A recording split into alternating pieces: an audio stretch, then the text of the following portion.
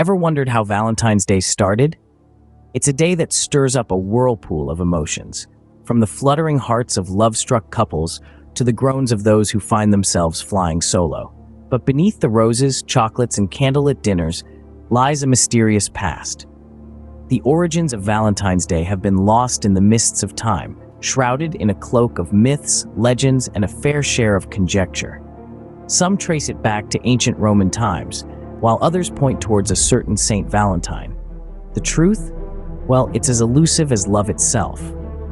These theories, however, aren't just figments of our imagination. They're fragments of a complex jigsaw puzzle that, when pieced together, paints a fascinating picture of how we've come to celebrate this day of love and affection. Well, buckle up, because we're about to dive into the history of love and romance. Let's travel back in time to the ancient Roman Empire. Imagine a bustling city, the heart of an empire that stretched across continents. In this vibrant setting, once a year, a wild and rowdy festival took place. This festival was none other than Lupercalia, celebrated in the middle of February, a time that we now associate with Valentine's Day. Lupercalia was not your average festival, though. It was a time when the Romans cast aside their togas and got in touch with their wilder side. The festival was dedicated to Lupercus, the god of shepherds, and to the legendary she-wolf who raised Romulus and Remus, the founders of Rome. But Lupercalia was not just about shepherds and mythical wolves. Oh no, it was also believed to be a festival of love and fertility.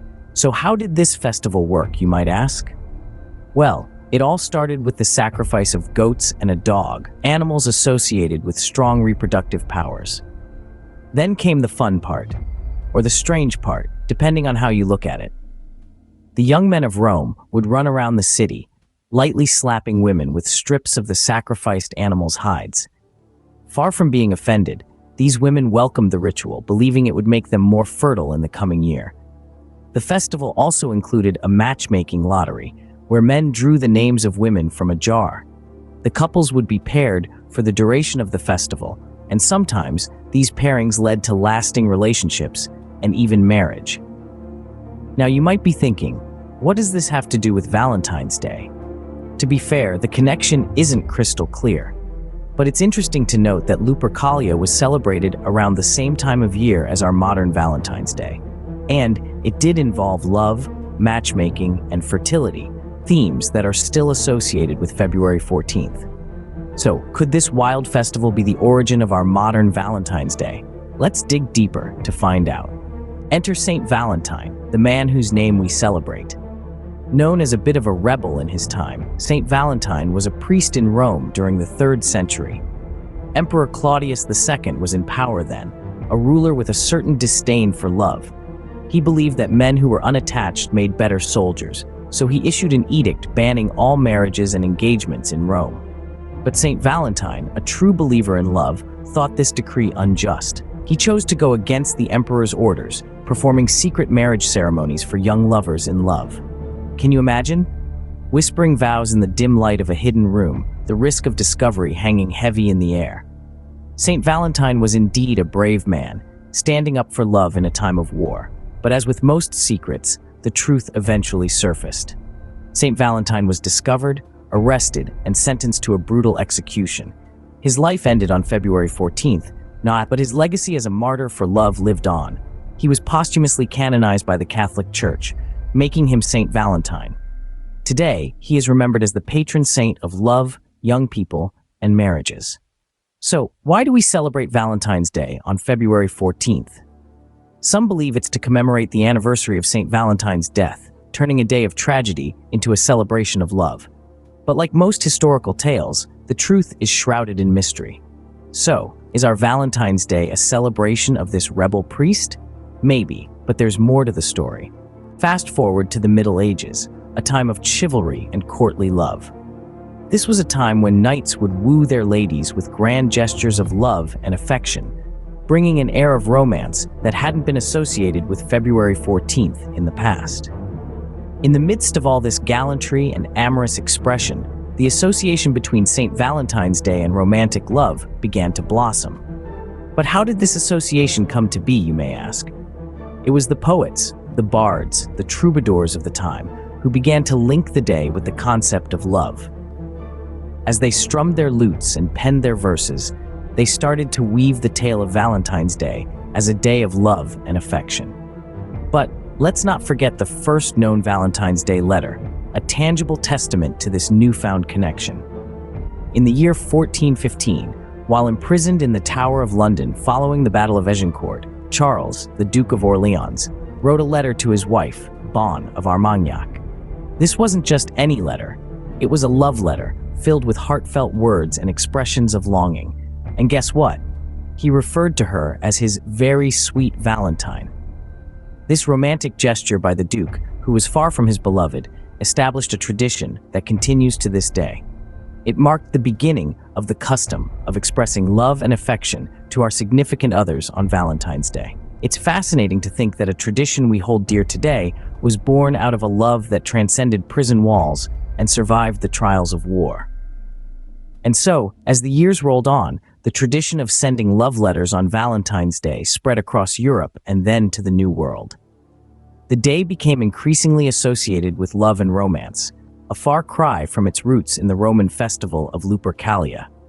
From then on, Valentine's Day took on a life of its own. Now, let's bring it back to the present day. Valentine's Day, once a quiet feast day in the Christian calendar, has blossomed into a global phenomenon, celebrated by millions every year on the 14th day of February. The holiday has evolved dramatically over the centuries, and in the modern world, it's become an occasion for indulging in everything from heartfelt expressions of love to extravagant displays of affection. The traditions we associate with Valentine's Day today, the giving of gifts, the sending of cards, the arranging of romantic dates, are all relatively recent developments. The giving of gifts, for example, is a tradition that's taken on a life of its own. From chocolates to roses to teddy bears, the options are endless, and the pressure to find the perfect present can be intense. It's estimated that billions are spent every year on Valentine's Day gifts alone. Then, there's the tradition of sending cards. In the age of digital communication, the old-fashioned Valentine's Day card is a charming throwback, a tangible expression of love in a world where so many of our interactions are virtual. And it's a tradition that's going strong, with millions of cards exchanged every year. And of course, there's the romantic date. Whether it's a candlelit dinner at a fancy restaurant, a cozy night in with a home-cooked meal, or a grand gesture like a surprise trip or proposal, Valentine's Day has become synonymous with romance. It's a day for lovebirds to show their affection in ways both big and small. But while Valentine's Day is a day of love and romance for many, it's not without its critics. Some see it as a commercialized, pressure-filled holiday that can leave those without a significant other feeling left out. But love it or hate it, there's no denying the impact Valentine's Day has on our culture. So, whether you're in love, single, or somewhere in between, there's no escaping the reach of Valentine's Day. But not everyone is a fan of this day of love. Let's face it, Valentine's Day has its critics. Some argue it's become too commercialized, with companies cashing in on our emotions, selling us chocolates, flowers, and teddy bears as if love can be boxed and priced. And let's not forget the pressure it puts on people. Couples scrambling to make the day special, singles feeling the weight of their solitude. It can be a lot. Now let's add a dash of humor.